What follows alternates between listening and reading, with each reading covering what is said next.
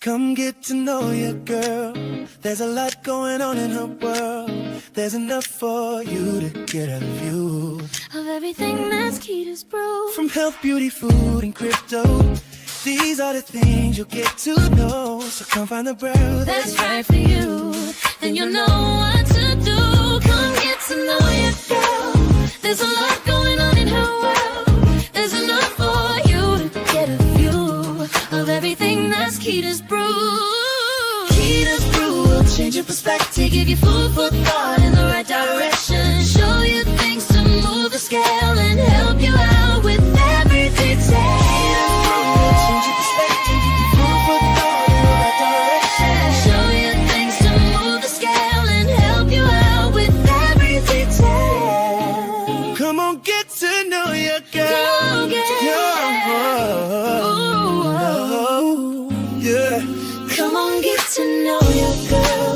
There's a lot going on in her world. There's enough for you to get a view. It's everything that's Keda's Brew.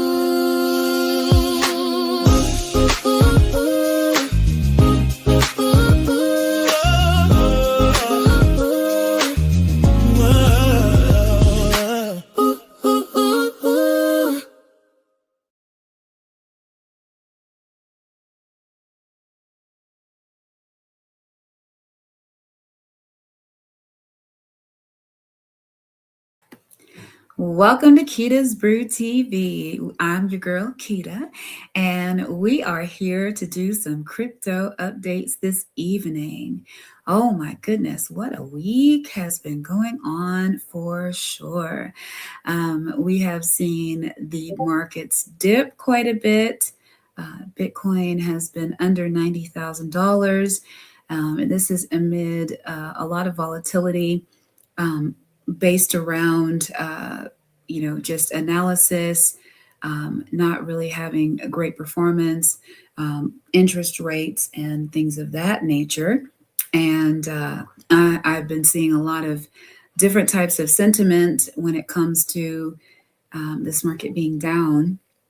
And as a person that is an investor, I see it in a completely different way. I see the dips as opportunities as opposed to doom and gloom. So we've been kind of programmed a certain way that if we see things in the red, it's time to, it's time to sell. And we've been taught that if things are in the green or, in the black and they're going up, that's the time to buy. And I think that's not so great way to look at it. We kind of were programmed that way. Green means go and, red means stop. So for me, I think it's completely opposite in this particular field. So I think it's going to be very interesting to see how the markets rally and how they start to move their way back up. Now, one of the first things that I do want to talk about is Tilray stock rising, and it did a rally as there has been a new classification for cannabis, and that was announced last night on Donald Trump's, or rather President Trump's address that he had last night. And so basically, Tilray Brands stock has surged amid growing anticipation of the U.S. cannabis reclassification, which could relax federal restrictions and spur industry expansion. This rally ties into crypto through potential tokenized cannabis assets and blockchain-based supply chains, drawing investor interest in hybrid sectors. However, uncertainties like delayed regulations, market competition, and economic factors pose ongoing risks, tempering the optimism. Now, here's the thing. Here in the country, you see, a couple of different thought processes when it comes to any type of cannabis products. In New York, it's completely legal to have weed. It's completely legal to have cannabis. When I was there back a couple months ago, I literally was walking down the street and got whiffs of just dank weed coming at me as I'm walking down the street, and this was very different. I lived in New York for quite a long time, and this was not something that was, I mean, you smelled it off of people, but you didn't see people smoking or even vaping or anything like that. And it's everywhere. Here in Texas, however, it's a completely different ball game. Um, Weed itself or cannabis itself is illegal in Texas, and those that have a medicinal card can purchase, cannabis elsewhere. Like they can go up to Oklahoma or, to another state that does, have legalized, cannabis, and they can purchase it there at dispensaries and then bring it back, into the state if they have, a medicinal cannabis card. You have to have certain health reasons and health factors that would give you that type of, freedom to be able to get that. Um, Now they do have derivative products that they are able to, sell here in Texas. And they are very legal. I think if there is THC in the actual product, it's a very minuscule amount, enough that it would not be illegal. And I do have to give a shout out to my girls, Miss World Be Free and Miss Tangela Thomas 30. It's great to have you both here for sure. So, the cannabis argument has been one that's been a hotbed topic for a very long time, because across the board there's a lot of people that are on board with cannabis, right? You got your kids. I mean, you got your people that used to smoke weed back in the day, okay? And today's weed is not yesterday's weed. I'm not sure if it's just the way that they've been marrying different strains and things of that nature to almost make like a super weed. um I've smelled certain weed, I'm like, oh, what's that? So it really just depends on what your proclivities are when it comes to that. And for all intents and purposes, weed is just that. It's a plant. It's a plant. And it's something that can have a great effect on you, and medicinally, it can really kickstart hunger in a person that has failure to thrive. As a nurse, we did prescribe cannabis and give cannabis for certain patients that just refused to eat because they just didn't have any desire to eat. And cannabis was a way for them to be able to do that, and was, they were able to, consume meals and be able to keep it down, and be satiated, by food, as opposed to not eating at all and wasting away. So there are some, as with anything, there's a yin and a yang. There's parts of it that are wonderful and great, as well as parts that are bad. But when it comes down to it, I think, we all should be able to make the choice. We should be able to make the choice. Cannabis is very different than going out and smoking crack cocaine and thinking that that's going to be good for you. Just saying. So key points for this is, the significant stock price increase, linked to the policy expectations, and then intersections with, cryptocurrencies and tokenization and real world assets. So we are starting to see a lot of projects that are associated with cannabis. There was the pause coin.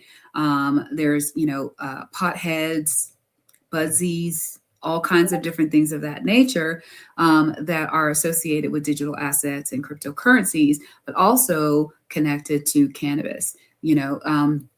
There's different products that are out here, that are sold with cannabis. They're edibles. People are infusing oils and using it to cook with. People are making drinks out of it, out of cannabis, and THC. And there are many different ways for someone to feel like, if they wanted to have a certain level of intoxication or to get high, that they can do that. You know what I mean? And it was interesting to me because I did end up visiting a dispensary while I was in New York, and the products, I was like, wow, that's different. They had all kinds of products inside of this particular store. And so that's the thing. If you don't get out of here right now. I just wanted to show you. I'm sorry. Every time, I swear, every time. So the market implications are this could funnel more capital into cannabis crypto crossovers, boosting real world assets in DeFi, but delays might trigger volatility across related tokens and stocks. So for me, cannabis is one of those things that I think it's a great conversation to be had, especially when it comes to there being choice. Everyone has a choice, and when it comes to cannabis, you should be able to choose because it's not something that isn't a natural thing. You can find it, you can grow it in your backyard. You know what I mean? I'm not saying that it's the best thing in the world, but what I'm saying is people should be able to have a choice. And as grown folk, I think you should be able to have a choice. The next thing that I want to talk about is Korea drives 57 million in Q2 visits, but on-chain retention remains only 1 to 2%. So South Korea topped Q2 with 57 million crypto-related visits, showcasing robust regional interest, yet on-chain retention hovers at just 1 to 2%, indicating most users don't progress beyond browsing to active participation. This highlights challenges like poor UX, high entry barriers, or strict regulations stifling deeper engagement. It underscores the divide between surface level curiosity, which is Web 2, and committed blockchain use, Web 3, particularly in Asia's tech savvy markets. And I think that's very interesting because I would have thought that South Korea, with it being an Asian country, would have a lot more, would have a lot more interest and would have a lot more of people that are getting into it, especially with how much they are implementing it into everyday use. But then I think about the population, and maybe that has to do with the different generations. I think a younger generation would definitely be more apt to have cryptocurrencies and digital assets and, kind of be in the way of that. And it does serve that unless they're already tech savvy, a lot of older people are really not interested in something that is as new as digital assets and cryptocurrencies. For us, it isn't that new. For them, it's absolutely brand spanking new, and especially with where they're coming to now. I mean, and don't get me wrong, there's a lot of people that are up in age that have a lot of information and do a lot when it comes to digital assets and cryptocurrencies, as well as just into the Web3, space in general. So I think that it's going to be very interesting to see that. When it comes to market implications, it says low retention could slow Asia's crypto growth, depressing token values in user-dependent ecosystems. It signals a need for better onboarding to sustain bull runs. Now, I don't know if that's a spin or if that's just them fear mongering that there's not as much adoption in South Korea, but then we're talking about South Korea again. So we shall see. I mean, I think that at the end of the day, in order for people to be able to transact, to get things done, to be able to move through, they're going to have to learn anyway in order to be able to participate in a lot of things, unless they just have a whole ecosystem there that does not need or doesn't have to run on any type of digital asset or cryptocurrency or blockchain or anything like that. Then they might do well, but otherwise, maybe not. We shall see. We shall see. Who knows? It says that the third thing that I'm going to talk about is a hyperliquid price weakens below $26 as oversold signals fail to stop bears. Now, for those that are new to, any type of financial discussions, you got your bulls and you got your bears, right? So your bulls are the people that are super excited. I'm bullish on this. Oh my goodness, this is awesome. I'm so bullish. This is a bull run, all of that. That's what the bull is, right? Then you got those that are sitting over here. Nah, that's not happening. That's not how that's going down. We don't like that. Those are your bears. Bearish about it. They're gonna sit down there and they're gonna hibernate. That's what that's looking like. Okay. This is for those people that are not really privy to this and you're seeing this like, what is she talking about? And so basically, hyperliquid, which is hype, that's the ticker, has dipped under $26 with bearish forces ignoring oversold indicators that usually hint at rebounds, reflecting intense selling in a choppy market. This points to liquidity issues and competition in DeFi platforms where sentiment can shift rapidly. Absolutely. People are very, wishy-washy in the digital asset and cryptocurrency space. The decline serves as a cautionary tale for altcoins in bear phases, emphasizing the role of technical analysis in volatile environments. So basically, when it comes down to it, it's one of those do your research. And in a lot of instances, a lot of these projects come out and, there's, a lot of hype around it. You got, your hype girl or hype guy, and they're out here explaining how this process is and what's supposed to be great about it and all of that.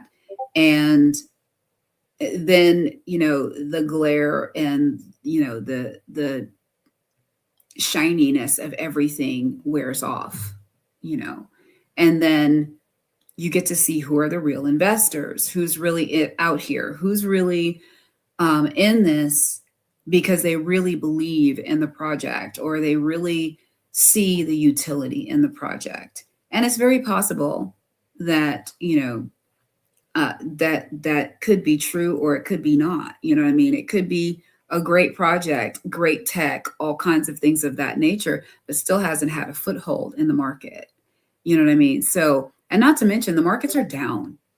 Okay. I think some of these reports are a little misleading. The whole market is down.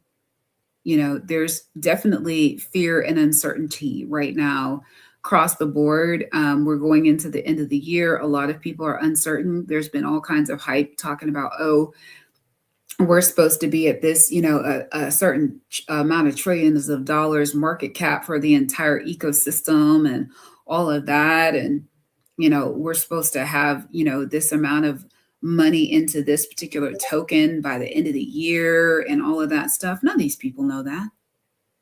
Not name one of them. We're in a speculative market. Speculation. That's what this is. We are not in a utility bull run yet. And we haven't gotten there. And I think that's important for people to understand. You can definitely be bullish on your projects. I am. I'm bullish, like straight up, regardless of whether we have a dip or not. I'm like, oh, that's an opportunity. I got an opportunity to get some more, especially in an asset that you can get whole coins of or whole tokens of. I'm just saying, because that's where you win. Studies have shown that those people that buy assets and hold them, just chill and say, okay, I've got it. It's growing. Okay, cool. And just let it sit. Now, with some coins, they were built to be utilized. They were built for utility. And so right now, we are not in a utility bull run. Right now, we're still in the speculative phase. So as we're in that, we should see some of these things as just what they are, speculation. Somebody speculating what it's going to go to and when and why, you know. As we've seen, the cryptocurrency and digital asset space does not run off of news, off of new things. If that's the case, we'd all be millionaires by now. I'm just saying. So it just really, it just really depends. So for this, it says that the oversold conditions overlooked by the persistent bears, and then broader DeFi challenges amplifying the drop. So you know, implications for the market says bear dominance might spill over to other DeFi tokens, eroding sector confidence and prompting liquidations. And that's possible.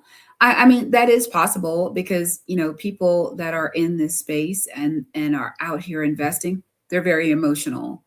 And the minute that they feel like something is dipping, they don't see it as a pendulum, that all they see it as is, oh, it's going down, and not seeing that anything that goes down must come up. It's not going to stay down, you know what I mean, unless it's a rug pull.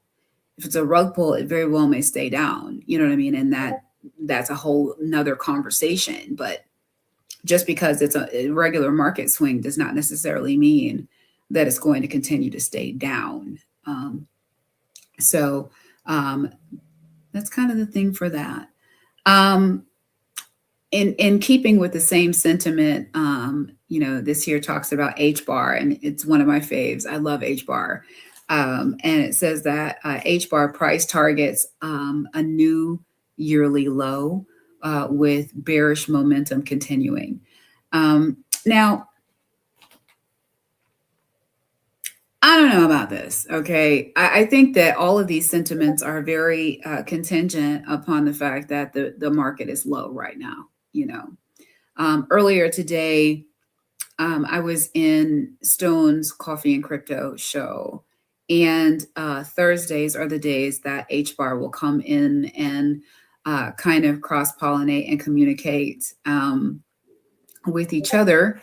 And also get to know each other. And I think that it's amazing when projects and ecosystems that are separate, projects come together. I think it's awesome because this is an ecosystem and they're not going to be run by one specific token or one specific project. Each one does its own thing. Hedera Hashgraph is a completely different animal than XRP, XLM, XDC,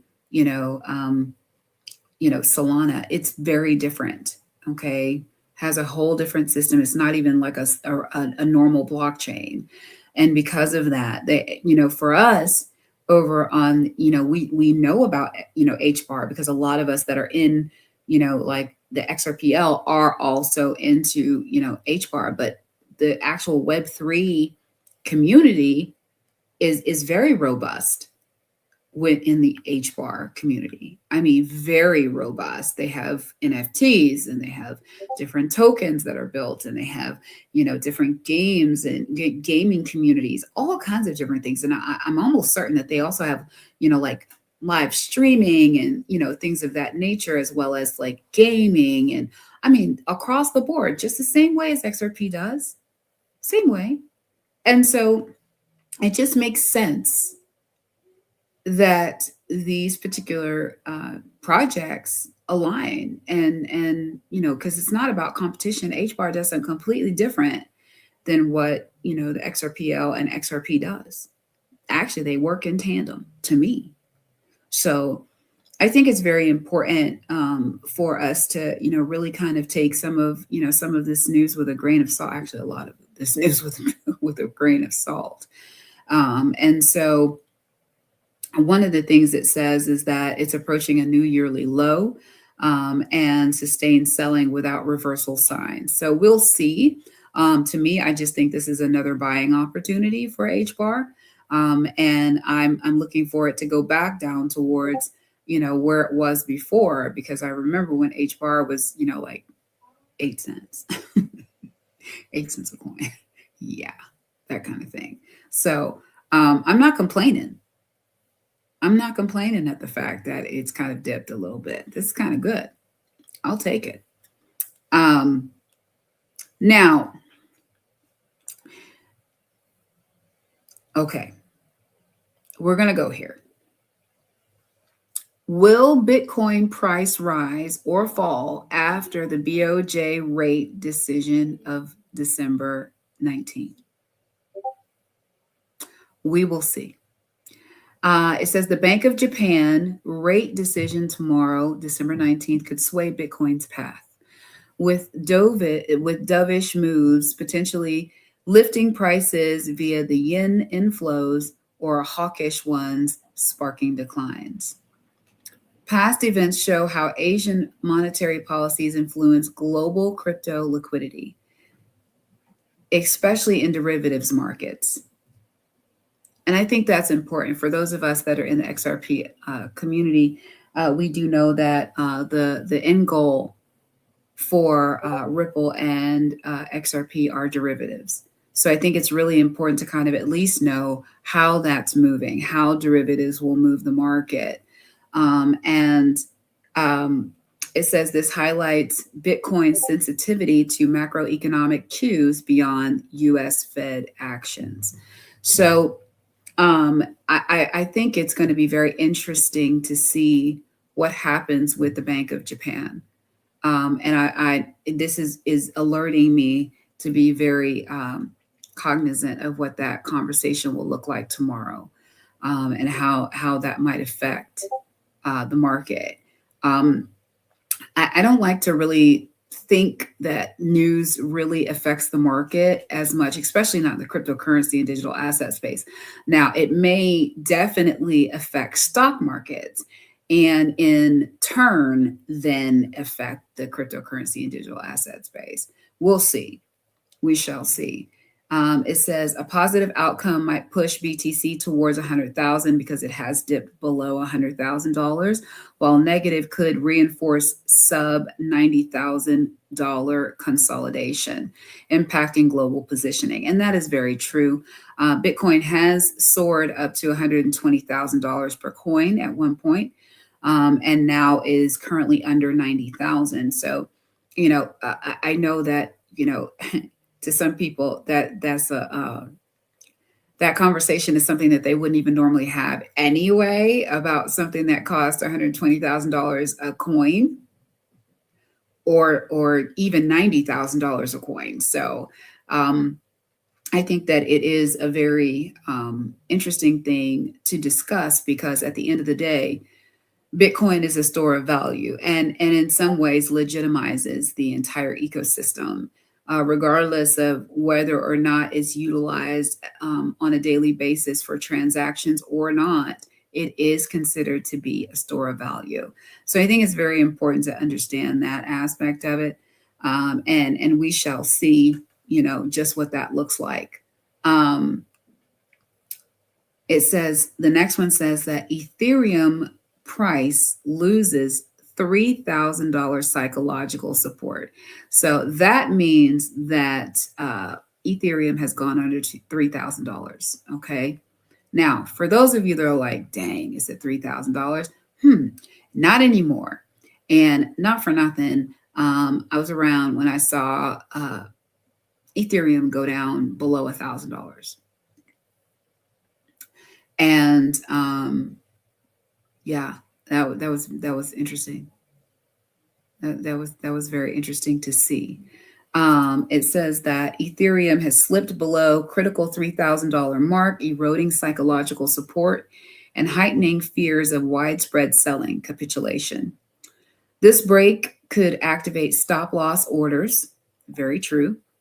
Exacerbating the fall in a corrective market phase. It ties into altcoin weaknesses, where ETH's role in DeFi and NFTs amplifies broader impacts. And that is true. There are people that have made NFTs on ETH.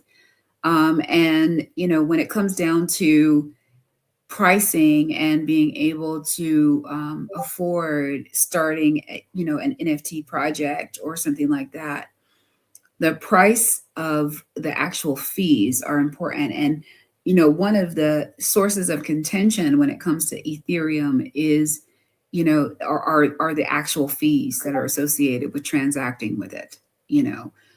It's almost kind of difficult to even think that you might want to do transactions with it just because of how expensive it is to be able to transact with it. So when it comes down to it, I'm very interested to see how far down ETH goes, whether or not it will, rally and go back up, or if it's going to take a tumble. We shall see.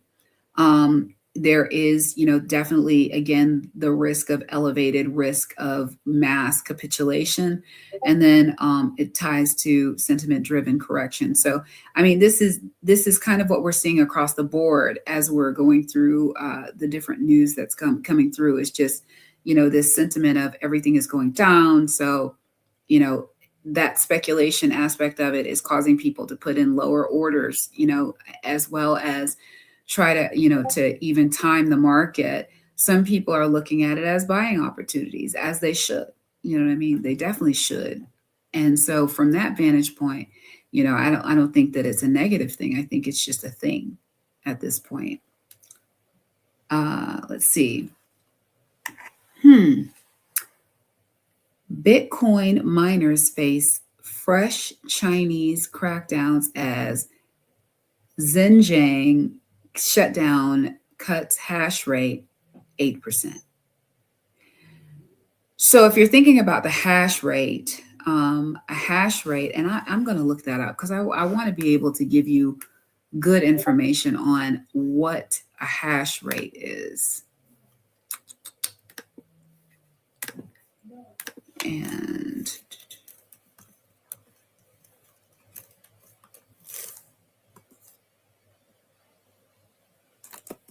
okay, so the hash rate is the measure of a computer's or network's processing power, calculated as the number of cryptographic hash calculations performed per second, crucial for proof of work blockchains like Bitcoin to verify transactions and secure the network. It's measured in hashes per second with prefixes like tera, which is trillion, or exa, quintillion, indicating higher security and faster transaction processing as it increases. So this is good to kind of understand because, when it comes down to it, thinking about what a hash is important, and especially that lets you understand it because we talked about Hedera, which is H bar, which is Hedera hash graph, right? And that's what made me decide I wanted to get into H bar, was because my older brother was mining Ethereum. And because he was mining Ethereum, that's what he was always looking at, was the hash rate. And I didn't understand what that was. But when I saw that there was a coin called H bar and it was associated, and the name of it was Hedera hash graph, I was like, oh, I need to get into that just because of that. Just because I knew that it was associated with being able to mine, and I'm like, well, if they're doing so well with it, with this mining and proof of work, then I need to be in and on this coin. So that was the reason why I had gotten into H bar. So it says renewed Chinese restrictions on Bitcoin mining, including the Xinjiang facility shutdown, have slashed global hash rate by 8%, disrupting operations and promoting relocations. This continues Beijing's anti-crypto stance, affecting energy-intensive networks post-halving. It raises questions about the mining decentralization and supply dynamics. So that's a lot, you know what I mean? And there were a lot of people that were out here mining like crazy, you know what I mean? Like literally setting up whole rooms or whole homes, or just mining farms here in Texas. They have quite a few of them in the southern part of Texas. You see lots of mining compounds that are here, and that's all they do all day is mine for Bitcoin, mine for Ethereum, mine. That's what they're doing. You know, but if you're the only issues that I've always had with it is the amount of energy that is expended when they're mining, you know, and then also how that affects those that are around those mining compounds, whether they're affected, you know what I mean, whether they are able to live, viably well with all of the utilization of the electricity in the area.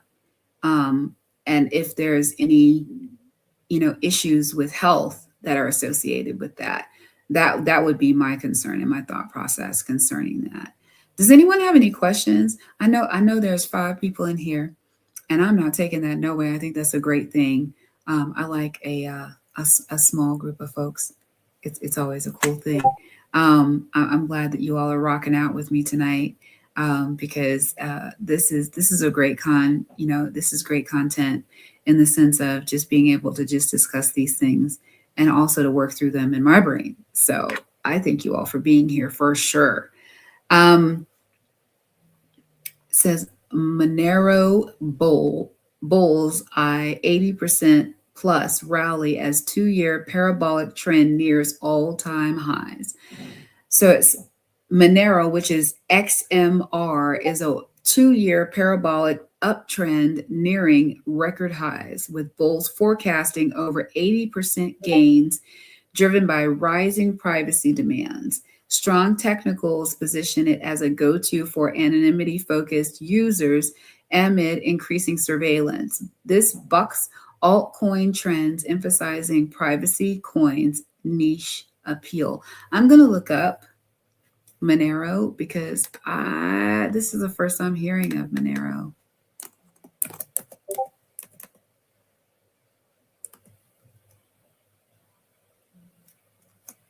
What is this? XMR.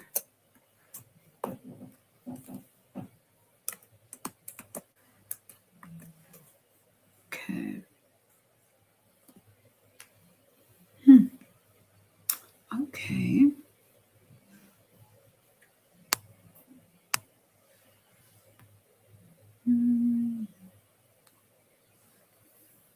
Okay.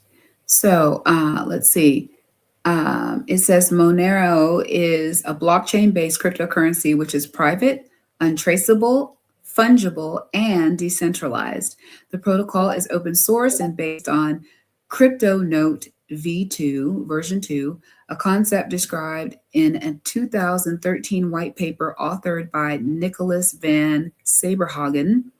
Developers used this concept to design Monero and deployed its mainnet in 2014. Currently, the price of Monero is $416.43 USD, and it is up 1.92%. At its high, it went up to 417, and this is on the day. So it went up to $417, and yeah, it went up to 417. And let me see, I'm going to go on the 5-day. Okay, so it started off at $410 and went up to $417. So yeah, that's just in the 5-day. In the month, it has dipped down to $335 as of November 22nd. And the high that I've seen is 436, and that's in 1 month. So that's a considerable amount in 1 month. I mean, I don't know about you, but that is pretty high. So I see that Mr. Zam has joined the fray. Welcome to the show. We are glad to have you. So at this point, when it comes down to it, We are definitely in a very interesting space when it comes to Monero. And this is a good thing. Thank you for the code. I appreciate it, Mr. Sam. Huh. So when it comes down to it, this is very interesting to me. Like I said, I had never heard of Monero, and the fact that it is untraceable, fungible, and decentralized and private. So this is a privacy coin. Have any of you all heard of Monero before? I had never heard of it. Huh. Interesting. Very interesting. Okay. All right. And let's see.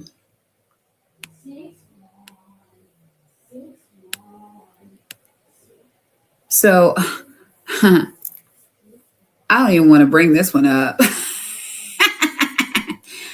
Dogecoin price forms bullish reversal setup as whales buy and exchange balances drop. And it states here that Dogecoin is showing a bullish reversal pattern bolstered by whale purchases and falling exchange supplies, which reduce available selling pressure. This indicates growing confidence in meme coins amid community hype.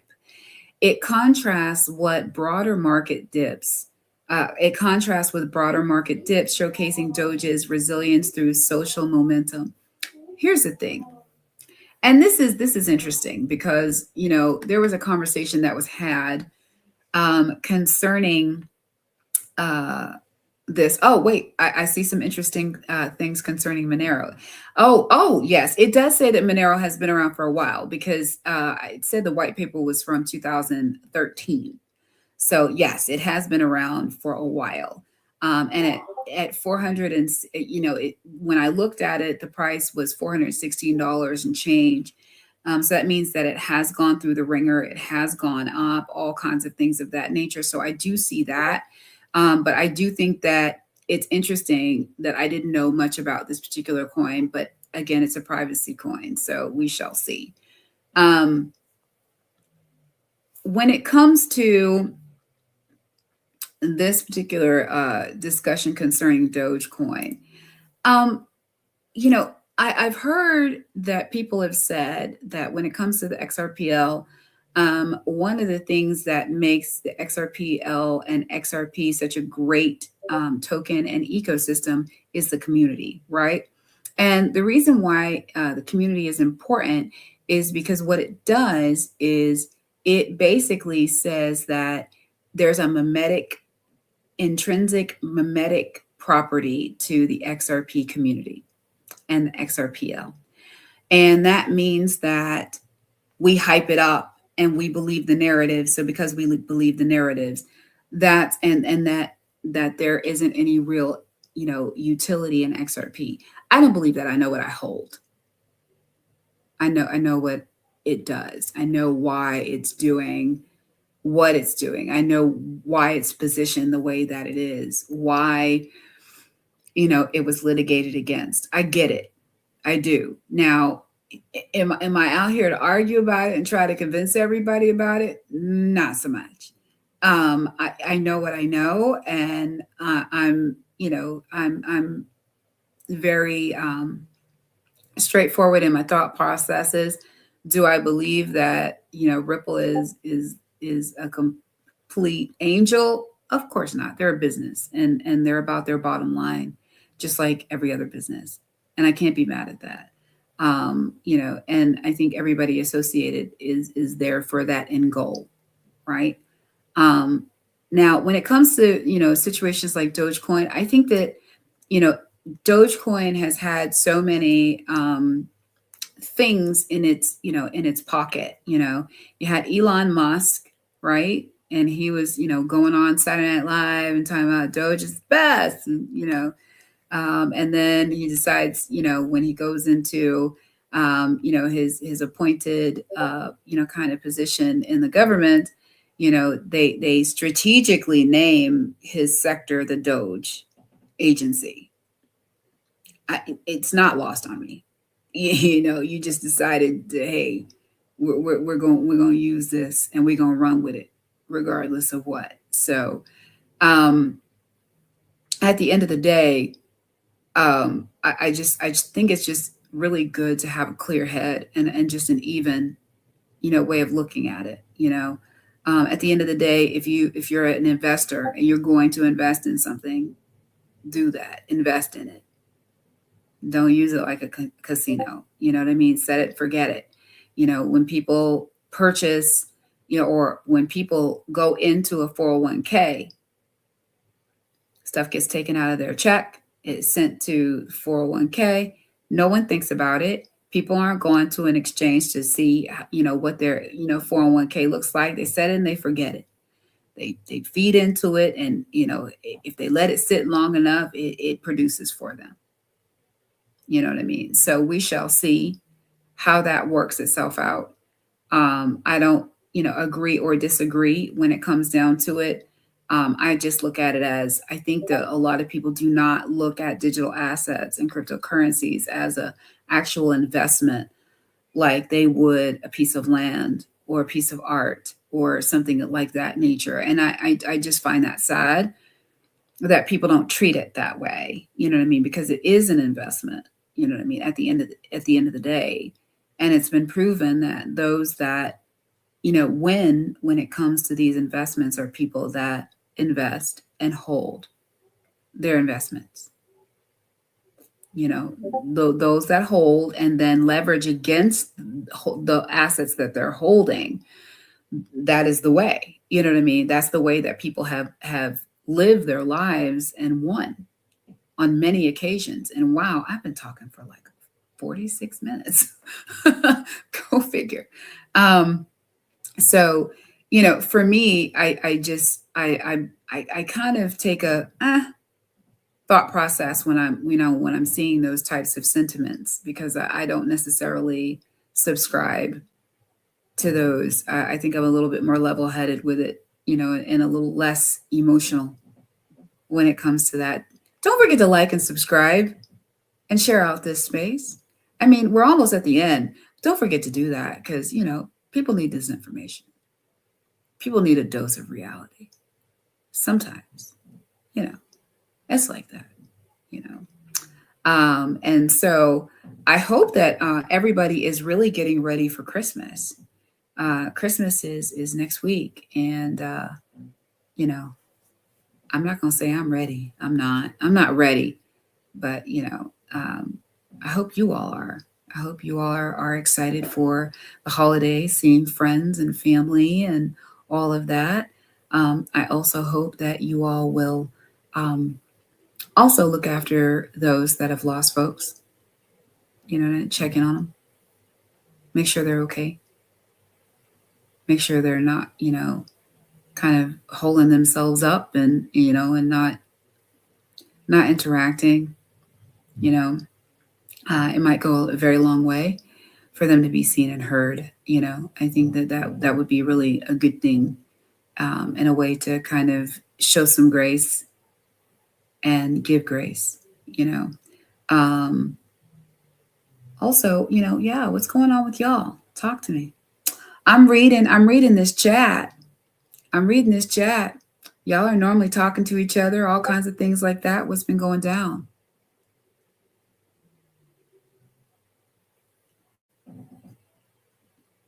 Y'all are listening to me all like this whole time. And this is a good thing though. Seriously, I'm really bullish on the first quarter of the year. You know, there were things that, happened this year. I mean, this year has just been a whirlwind, and I still am looking back at it. There's so many things that have happened this year. Are you half asleep in frog's pajamas? Wow, that's deep.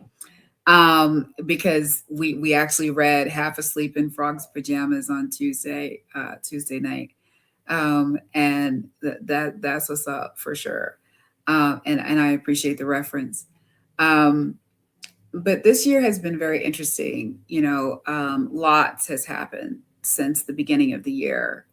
Travel, IRL events, going to conferences, and meetups, and starting businesses, and you know um, starting shows like this one, and Digital Ladies Unscripted. I got to give a huge shout out to my girl, Miss World Be Free, that was in the audience. I'm not sure if she still is or not. But she's the progenitor of all of this with IMU TV and being able to stream. So I'm on here, so I can't necessarily watch myself on IMU TV. But if you do, you can see me on the big screen. Go for it. I'm not mad at it. It'd be a lot of fun to kind of see yourself that way. And it's kind of ill to actually see it. So when it comes down to it, I'm looking forward to what's coming in the next year. We're going to be having so many great things that are going to be happening. And when it comes down to it, if you're invested in this, get involved. There's so many different things that are happening in this ecosystem across the board. You can do so many different things on here. You can build businesses. You can have collaborations. You can have projects across the board. We have people that are writing books in the ecosystem. You have collaborations like my own, with Keda's Brew and the Bearded Ape Society. You can have things like the Ugly Duck Society on Ethereum. You can also have things like Core Easy with the Core Easy lifestyle on Corium. There's so many different avenues for people to get into here. You have the TI project and the merch mob, you know what I mean, where you can actually make merch for your business and have a whole store that's associated with it. Then you have XRTT, Florida Man Landscaping, who now has a whole ecosystem that he's building out along with cloud service, that can rival AWS. And I mean, like, these things are happening now. These things are happening right this second. And it's amazing to be here in this time, in this, this arena, along with these people, and to be able to say, oh, yeah, I've had conversations with Jay. You know what I mean? I've had conversations with T.I. I've had conversations with Mr. Zam and Steak and Bake from TrueFi. I've had conversations with with Melissa from Dip a Toe, along with being on, Digital Ladies Unscripted. So there's a lot of things that are happening right now across the board throughout this ecosystem. So it's really important that we kind of take stock of what's happening right now and what people are building, and hopefully those people out there will dip their toe and start to build their own things, their own communities, their own businesses, their own projects. You know what I mean? Who knows what's going to be going on next year? It's the second, it'll be the second year of President Trump's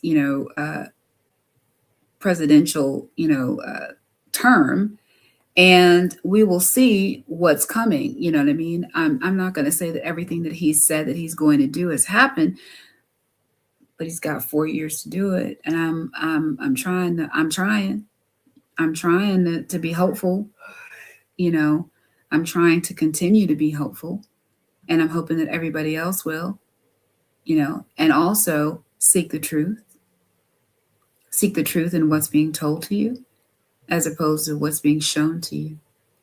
And then also see the different implications, because across the board, there could be all kinds of things that are happening in the background that you have no idea about.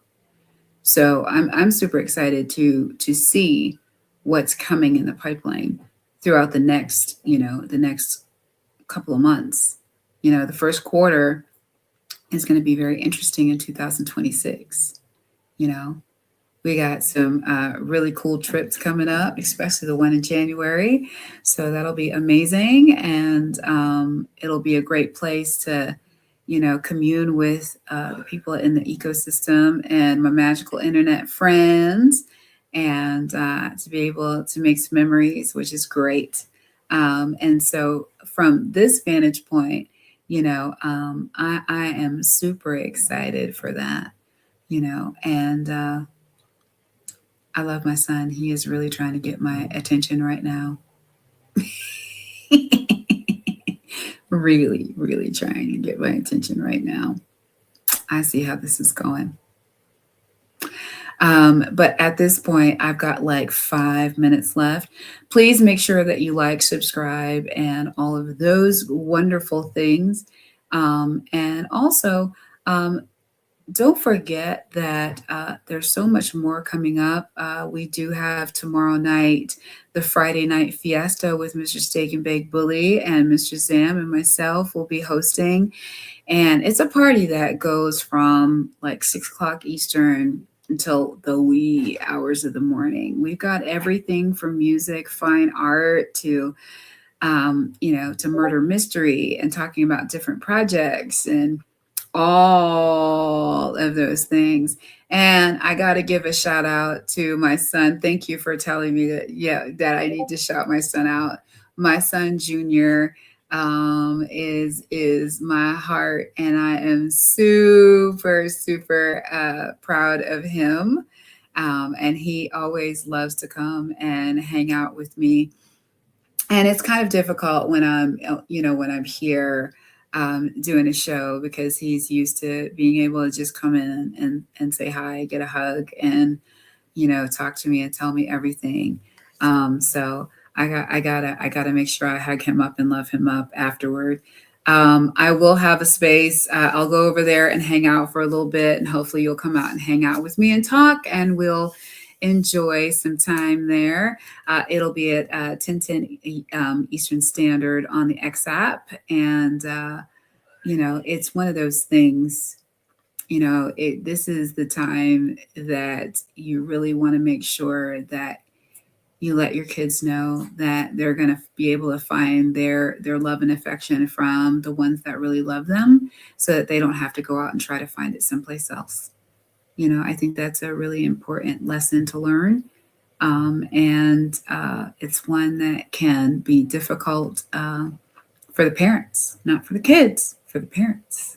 Okay. Because we didn't necessarily always grow up that way.